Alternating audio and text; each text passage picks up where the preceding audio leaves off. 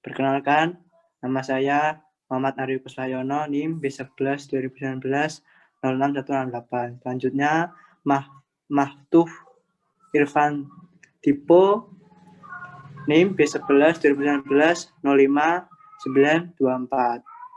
Terus Dimas Aditya, NIM B11 2019 05881. Terus Danan Harandia, NIM B11 2019 05927. Ayu Hoiriyah, NIM B11 2018 05096.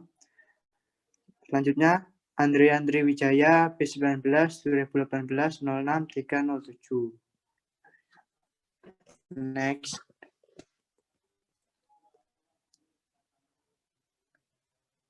Langsung ke materi.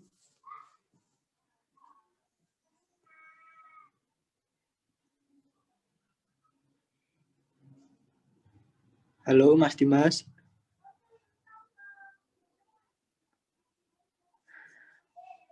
Model 3 tahap konsumsi jasa. Sebuah pelayanan dan apa yang menentukan kepuasan mereka setelah mengonsumsi jasa tersebut. Tanpa pemahaman ini, tidak ada organisasi yang dapat berharap untuk menciptakan dan menghantarkan jasa yang menghasilkan para pelanggan yang puas. Konsumsi jasa dapat dibagi menjadi 3 tahap utama. Yang pertama, pra-pembelian, yang kedua, transaksi interaksi jasa, dan yang terakhir, pasca transaksi interaksi jasa. Next. Yang pertama, tahap pra-pembelian. Tahap pra-pembelian ini diawali dengan timbulnya kebutuhan, kesadaran pelanggan potensial akan suatu kebutuhan. Dilanjutkan dengan pencarian informasi dan pengevaluasian sejumlah alternatif untuk memutuskan apakah pelanggan akan membeli suatu layanan. Tahap pra-pembelian ini diawali dengan timbulnya kebutuhan, kesadaran pelanggan potensial akan suatu kebutuhan, dilanjutkan dengan pencarian informasi dan pengevaluasian sejumlah alternatif untuk memutuskan apakah pelanggan akan membeli suatu layanan. Next. A. Timbulnya kebutuhan. Keputusan untuk membeli atau menggunakan suatu jasa akan dipicu oleh kebutuhan dasar atau timbulnya kebutuhan dari seseorang individu maupun organisasi. Kesadaran akan suatu kebutuhan ini akan mendorong pencarian informasi dan pengevaluasian berbagai alternatif sebelum sebuah keputusan diambil. Kebutuhan ini bisa dipicu oleh satu, pikiran bawah sadar, misalnya identitas dan aspirasi pribadi. Dua, kondisi fisik, misalnya rasa lapar seseorang mendorong pergi ke Burger King. Yang ketiga, sumber eksternal, misalnya aktivitas pemasaran perusahaan penyedia jasa. Selanjutnya akan dilanjutkan oleh Mas Danan. Oke, saya akan lanjutkan. B.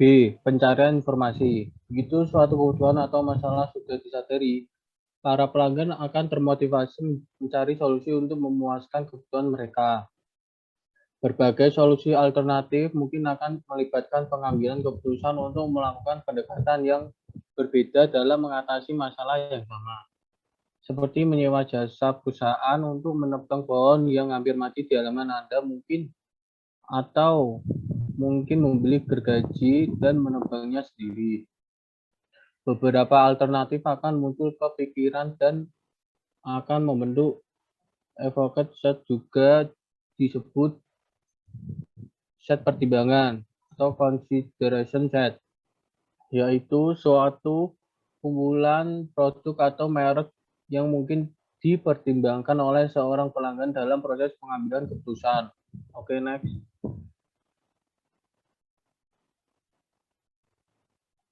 Yang C, mengevaluasi sejumlah alternatif. Ada dua. Yang pertama, atribut jasa. Ketika dihadapkan pada beberapa alternatif, para pelanggan perlu membandingkan dan mengevaluasi perbedaan dan penawaran jasa tersebut. Tetapi, banyak layanan jasa yang sulit untuk dievaluasi sebelum dibeli.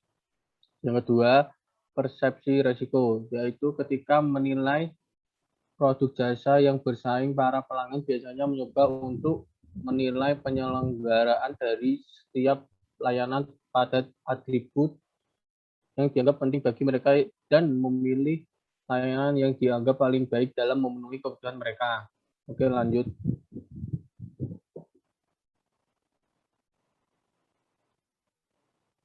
Selanjutnya, ekspektasi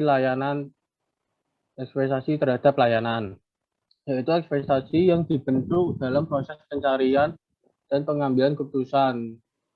Dan hal ini sangat dipengaruhi oleh pencarian informasi dan pengevaluasian atribut-atribut produk. Jika sebelumnya Anda tidak memiliki pengalaman dan relevan, Anda mungkin akan memiliki ekspektasi sebelum membeli dan mengacu dari komentar mulut ke mulut.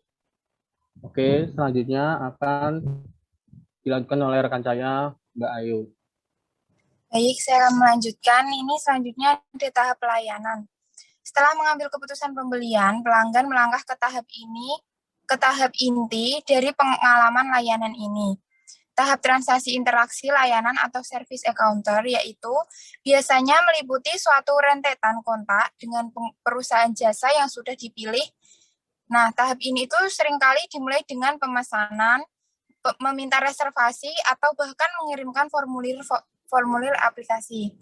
Atau untuk proses permintaan pinjaman dana, pendaftaran asuransi, atau masuk ke perguruan.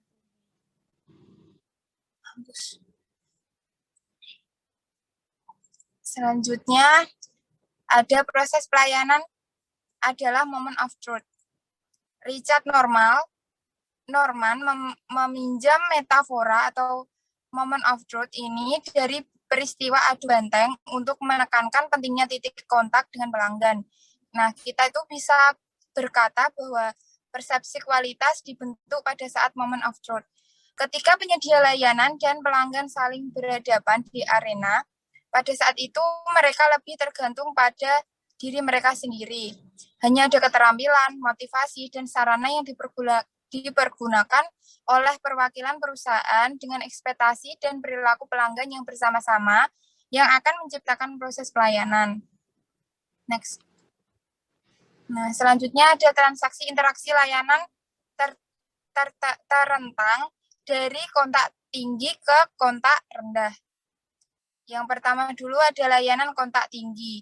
Ini tuh menggunakan layanan kontak tinggi memerlukan interaksi antara para pelanggan dan organisasi selama proses pelayanan. Pertemuan pelanggan dengan penyedia layanan berlangsung dalam suatu sifat yang berwujud dan bersifat fisik. Terus yang kedua ada layanan kontak rendah.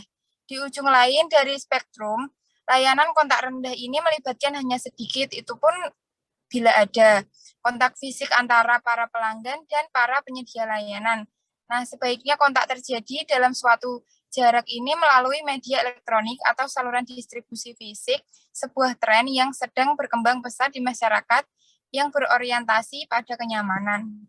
Selanjutnya akan dilanjutkan oleh rekan saya.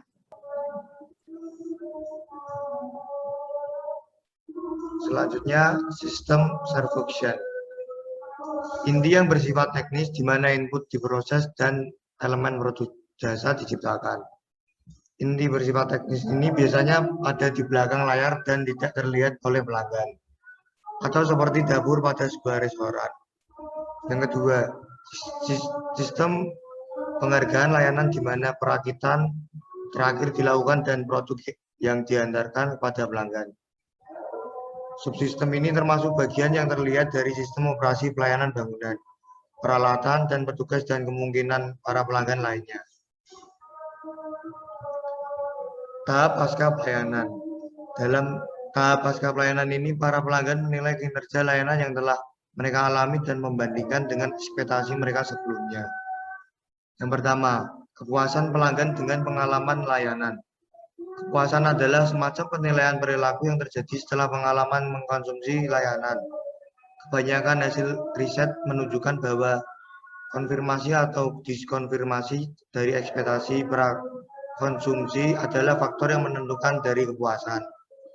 Hal ini berarti bahwa para pelanggan memiliki beberapa prediksi tertentu mengenai tingkat pelayanan di benak mereka sebelum mengkonsumsi. Yang kedua, ekspektasi layanan. Selama proses pengambilan keputusan, para pelanggan menilai atribut-atribut dan berbagi resiko yang berhubungan dengan layanan yang ditawarkan. Di dalam proses itu, mereka mengembangkan sejumlah ekspektasi tentang bagaimana pelaksanaan layanan yang mereka pilih, atau tingkat layanan yang diperkirakan, diinginkan, dan memadai seperti yang telah didiskusikan pada bagian keputusan pembelian. Selanjutnya akan diteruskan oleh Mas Dipo. Oke, saya akan menjelaskan dari Mas Dimas yang D, kegembiraan pelanggan. Para peneliti mempertanyakan jika kegembiraan adalah sebuah fungsi dari kesenangan yang mengejutkan dan tidak terduga, apakah mungkin kegembiraan ini dapat diterapkan dalam produk jasa atau layanan yang membosankan seperti penghantaran koran atau pengumpulan sampah. Selain itu, jika pelanggan merasa gembira, maka ekspektasi mereka akan meningkat. Mereka akan merasakan kecewa jika tingkat pelayanan kembali turun ke tingkat sebelumnya dan akan membutuhkan lebih banyak upaya untuk membuat mereka gembira. Next.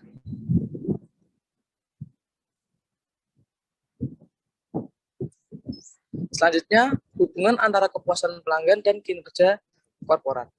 Mengapa kepuasan sangat penting artinya bagi para manajer layanan? Apa bukti yang meyakinkan mengenai hubungan strategis antara kepuasan pelanggan dengan layanan perusahaan dan kinerja perusahaan secara keseluruhan? Kepuasan pelanggan adalah titik pusat konsep pemasaran. Sekarang ini merupakan hal yang umum jika misi perusahaan dibuat berdasarkan kepuasan pelanggan. Rencana pemasaran atau marketing plan dan program insentif yang memiliki target dan tujuan kepuasan pelanggan, serta komunikasi pelanggan yang menyuarakan penghargaan untuk mencapainya kepuasan pelanggan di pasaran. Next. Yang selanjutnya itu komponen yang membentuk ekspektasi pelanggan. Yang pertama ada kualitas produk. Pelanggan akan merasa puas apabila hasil evaluasi mereka menunjukkan bahwa produk yang mereka gunakan berkualitas. Konsumen rasional selalu menuntut produk yang berkualitas. Pada setiap pengorbanan yang dilakukan untuk memperoleh produk tersebut, dalam hal ini kualitas produk yang baik akan memberikan nilai tambah di benak konsumen. Selanjutnya ada kualitas pelayanan. Di sini kualitas pelayanan di bidang jasa akan membuat pelanggan merasa puas apabila mereka mendapatkan pelayanan yang baik atau sesuai dengan yang mereka harapkan. Itu pasti. Pelanggan yang puas akan menunjukkan kemungkinan untuk kembali membeli produk atau jasa yang sama. Pelanggan yang puas cenderung akan memberikan persepsi terhadap produk atau jasa sebuah perusahaan.